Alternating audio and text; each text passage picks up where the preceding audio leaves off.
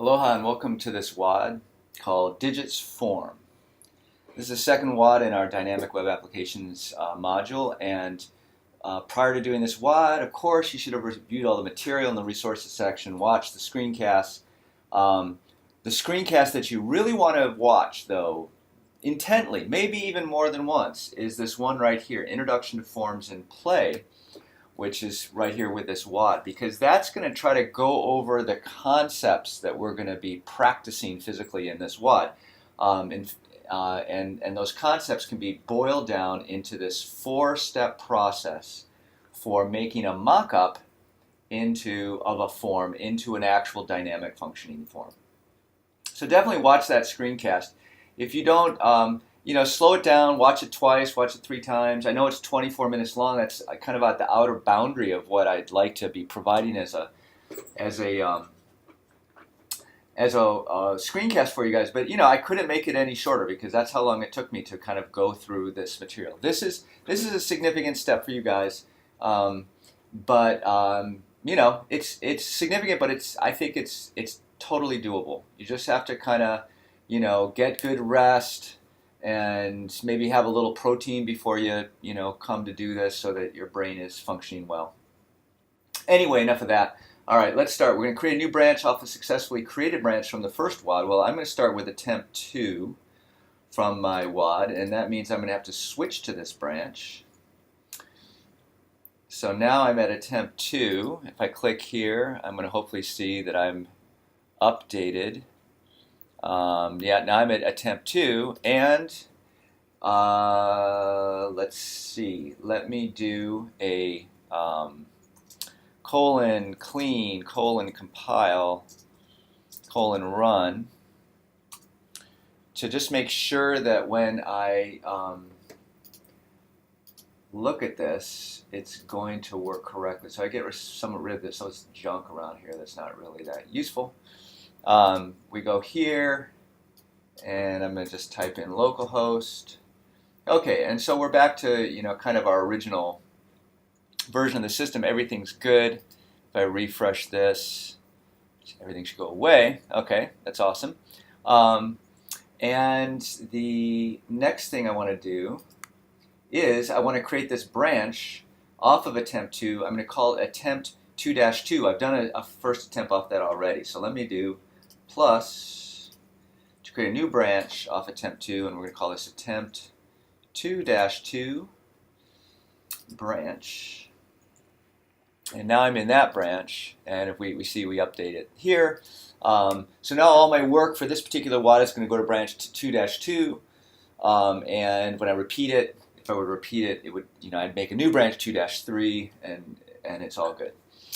Okay, so we've created the new branch, we've reviewed the material, and it looks like it's time for us to actually do the WOD. So I'm going to press start.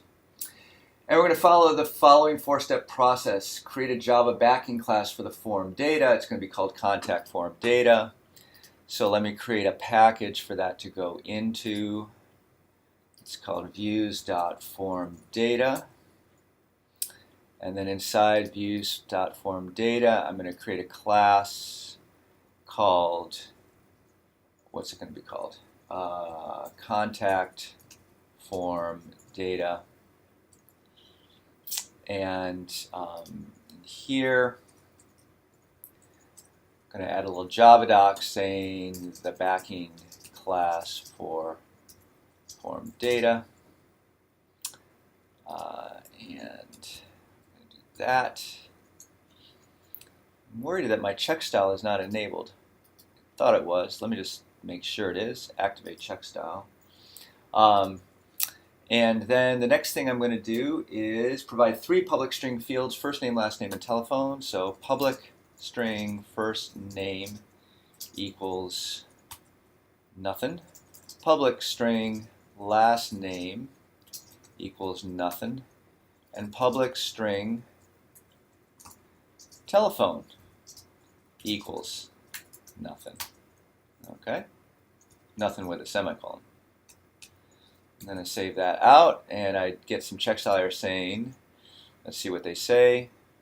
Let's see, where's my Here's my little thing, variable Java doc, missing a Java doc comment. So can I do a quick fix on that? It's not up here that I can't. Okay, so anyway, the first name field,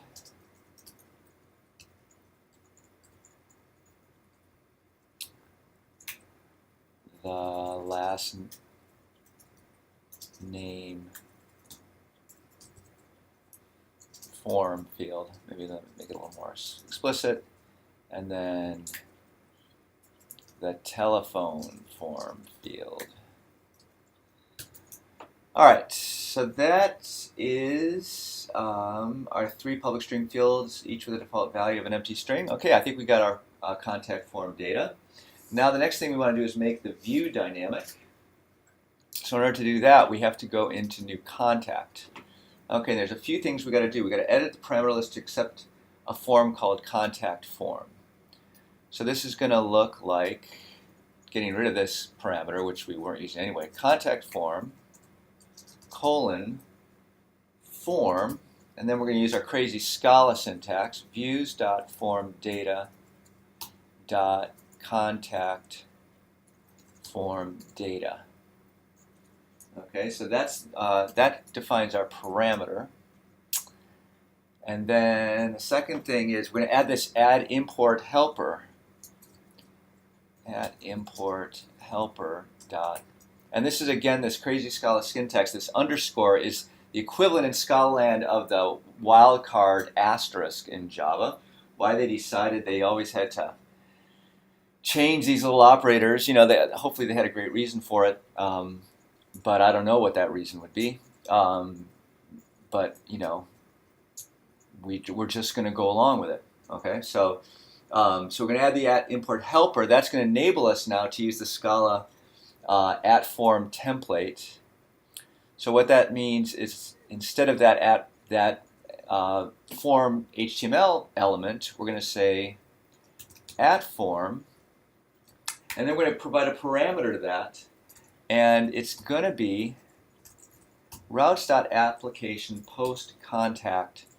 This is going to be the controller method that we want play to invoke when someone submits that form. Okay. The other thing we know is that we had this class equals form horizontal, and that's really important for Twitter Bootstrap. So what we're going to do is we're going to use our crazy Scala syntax to indicate to this form template guy that we want to insert that attribute value pair in here. And this is the way we do it. You know, don't ask me why, it's just the way you do it in Scala. It's not bad, really, I think.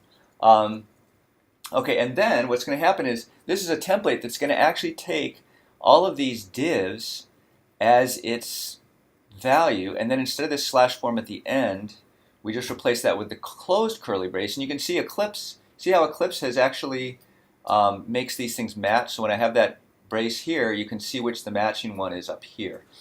Nice little feature of using an editor. Okay, once we've got that, you can see it's underlying this form, and so we just get rid of that.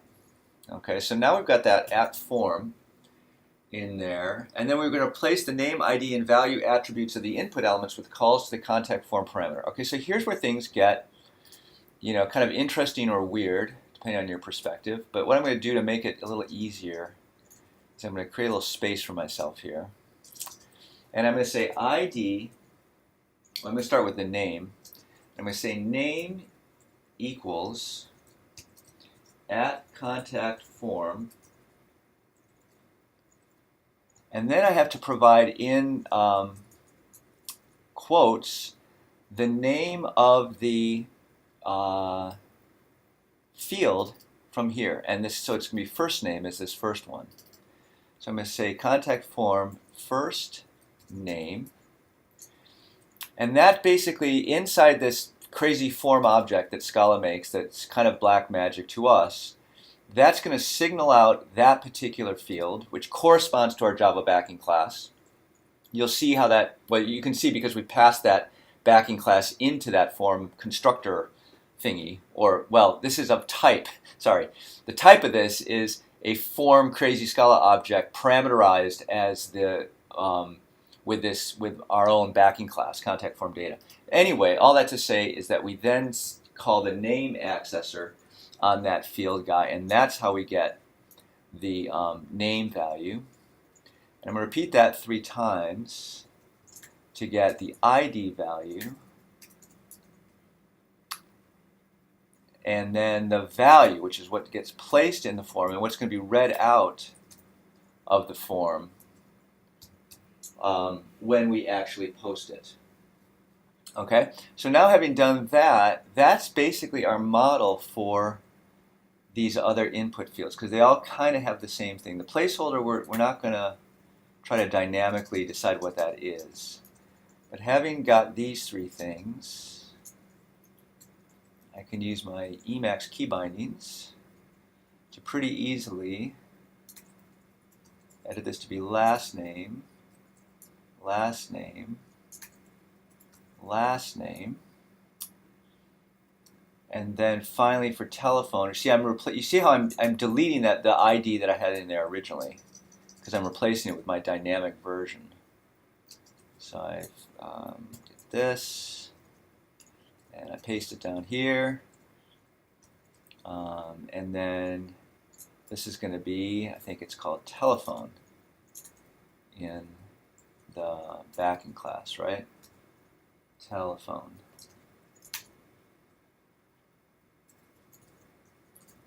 Okay, so name ID value is updated for our 3 fields. And that looks like, I'm looking back over at my instructions here, it looks like we've done everything in this second part. Okay, unless we've made an error, and we'll find out in a little bit. We kind of have to wire everything up before you get to start to see the errors. I don't know how to do this more incrementally. Okay, so now we're going to handle the form of the controller, which means modifying the controller method handling the GET request to pass an empty form object to the view template. Okay, so how do we do that? In the controller now, what we have to do is this is the GET method. Oops, this is not the GET method. Actually, I noticed here that this says new contact. A page containing simple form. That irritates me that I didn't fix that. Contact page. Okay, so here's our GET method, and the question is why the render isn't working. I don't quite get that.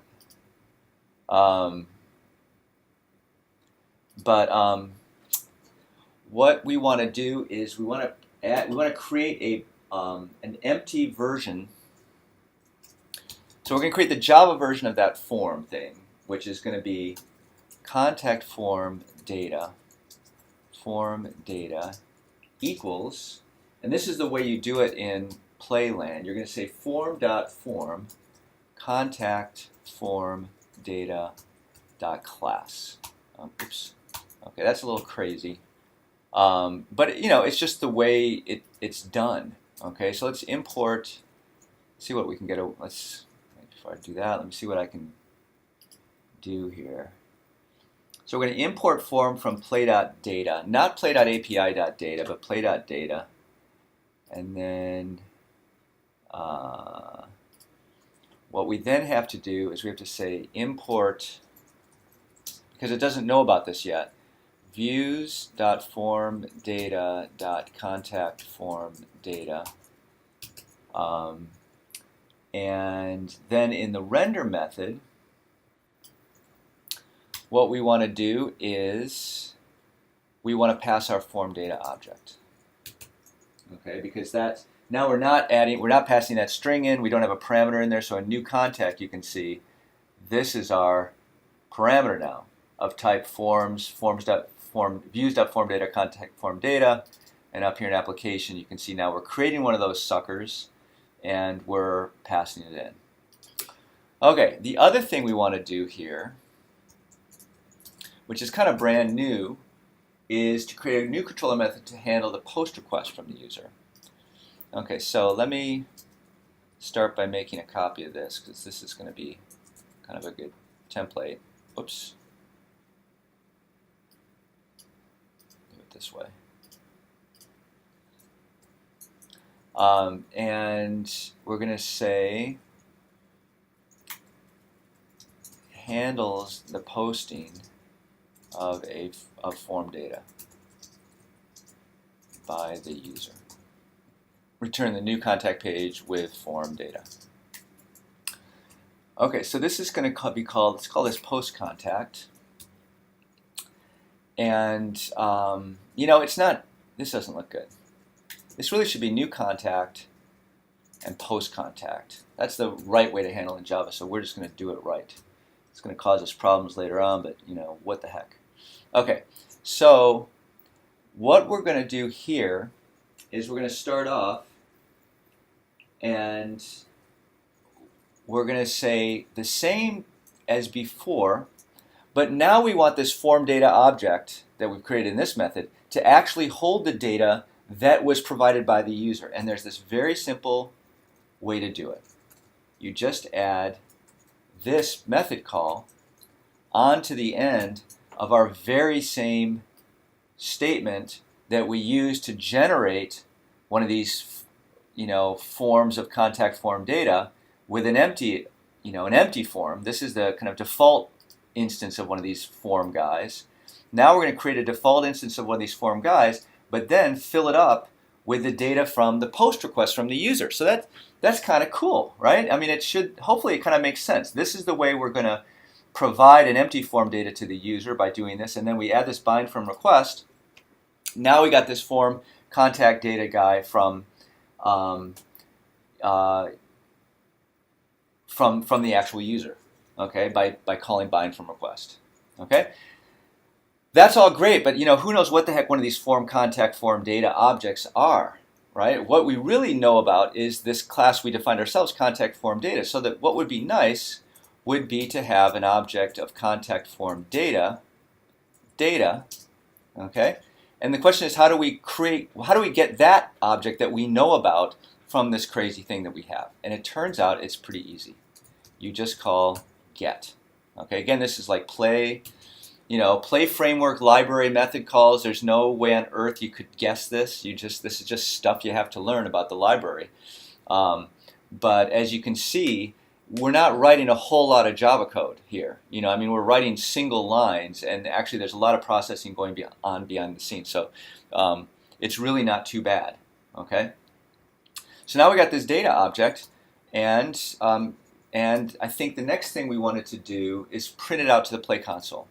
So let's say system.out.println data.firstName. I'll just do it a different way this time, just because data.lastName plus, and then data.obviously telephone. Okay, so we're going to print this out, and it doesn't like it because we don't have that last plus. Okay. All right, and then we're going to render form data, and I'm confused about why that thinks that's an error. I think it's just because we haven't compiled. But we're going to do one more thing before we call the compiler and see it all works out. We're going to update the routes file to allow a post request from the user. So we're going to take this, kind of fix the,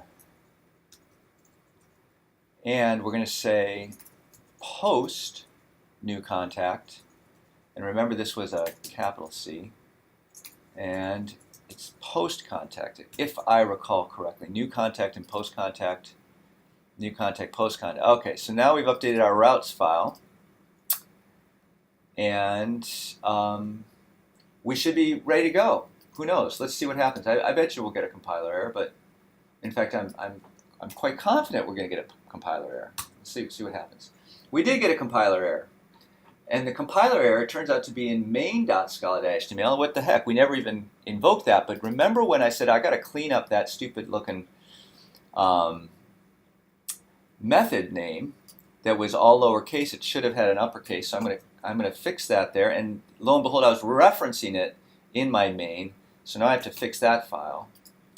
And then having done that, we invoke this again. And what do you know? We've got our, it compiles at least. Okay, so that's the good news. We can go to new contact. Let's type in Philip Johnson 123456789 Click add. And what do you know? You can see down here in our Play console that it's just printed out the values that let me refresh here so we can get rid of this stuff. It's just printed out this line. Okay, so we have indeed turned out, you know, we've implemented dynamic processing. We've proved to ourselves that we're dealing with the dynamic processing because every time I can click add again, and you can see this comes out again. And the reason why there's stuff here is because I'm passing back the same form data that I retrieved from the user. So exercise to the reader, I could just show you. Okay, so let's take this, put this here. We'll call it form data 2, and I'm going to pass that in. Okay, so before we actually run this, tell me what you think is going to happen. Okay, so I'm going to retrieve this now for the first time. Now tell me what's going to happen when I type in Philip Johnson, well, that's bad. Let's pretend that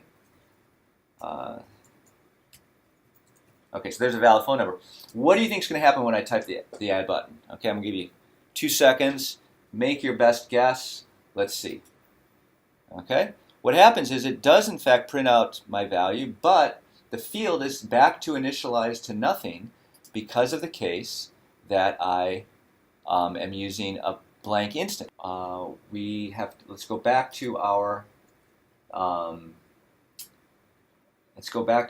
WOD statement, and it says got the thing to end the WOD, commit the working branch to your code. So you go to here, changes, take a quick look at our values, and looks good. So we'll say committing dynamic form, commit and sync, and we'll call it right about 20 minutes. All right, thanks a lot.